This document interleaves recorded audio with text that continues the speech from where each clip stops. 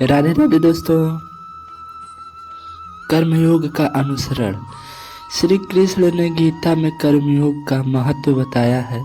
उन्होंने कहा है कि बिना फल की चिंता किए हुए अपने कर्तव्यों का पालन करना चाहिए।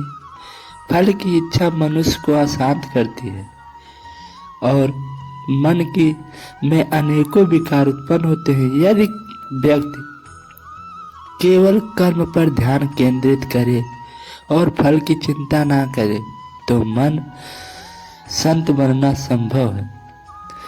कर्मयोग का अभ्यास मनुष्य के मन को स्थिर और शुद्ध बनाता है। भक्ति और समर्पण। श्री कृष्ण ने भक्ति को मन की शुद्धि का सर्वोत्तम साधन बताया है। जबकि व्यक्ति ईश्वर की भक्ति में लीन हो जाता है तब उसके मन में सभी प्रकार के विकार समाप्त हो जाते हैं। भक्ति से मनुष्य का अहंकार मोह समाप्त हो जाता है और उसका मन शांत और संतुलित हो जाता है।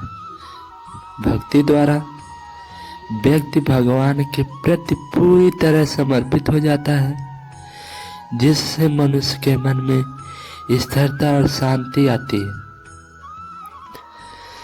संगति और स्वाध्याय का महत्व। श्री कृष्ण ने सत्संगति और स्वाध्याय को भी मन की शुद्धि के लिए आवश्यक बताया है। अच्छी संगति और धर्म ग्रंथों का अध्ययन व्यक्ति के मन को शुद्ध और निर्मल बनाते हैं।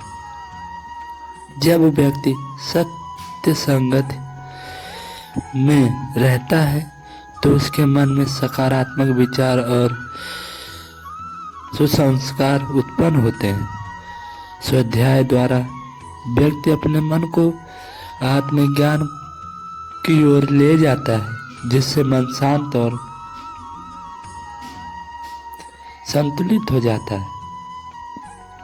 श्री कृष्ण के जीवन के उदाहरण। श्री कृष्ण के जीवन से जुड़े अनेकों प्रसंग हैं। हम यह सीखते हैं कि कैसे मन को शांत किया जा सकता है। जब कुरुक्षेत्र में अर्जुन युद्ध के पहले अत्यंत व्याकुल और चिंतित हो गए थे, तब श्री कृष्ण ने उन्हें गीता का उपदेश दिया और उनका मन शांत किया।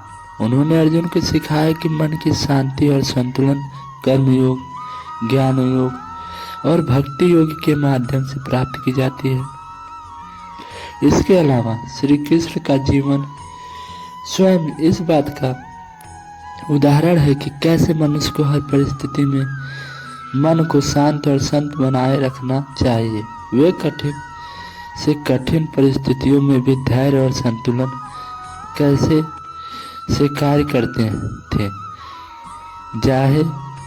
चाहे वह मथुरा में गोकुल जाना हो या कुरुक्षेत्र के युद्ध में अर्जुन का मार्गदर्शन करना हो, श्री कृष्ण ने सदैव अपने मन को शांत और संत बनाए रखा।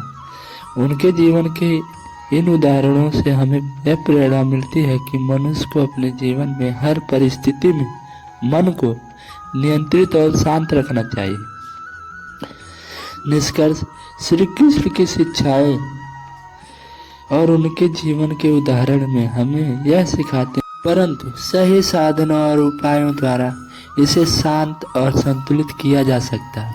योग, ध्यान, वैराग्य, भक्ति और कर्मयोग के अभ्यास से व्यक्ति अपने मन को शुद्ध कर सकता है। जब व्यक्ति श्री कृष्ण की शिक्षाओं का पालन करता है तब उसका मन सांसारिक विकारों से मुक्त होकर ईश्वर की ओर अग्रसर होता है। श्री कृष्ण का संदेश हमें यह सिखाता है कि मन की शुद्धि और शांति के बिना जीवन में सच्चा सुख और असंतोष प्राप्त नहीं किया जा सकता। अगर आपको ये वीडियो मेरी पसंद आई हो तो लाइक और सब्सक्राइब कर देना और कमेंट में राधे राधे लिखना मत भूलना। जय श्री राधे राधे।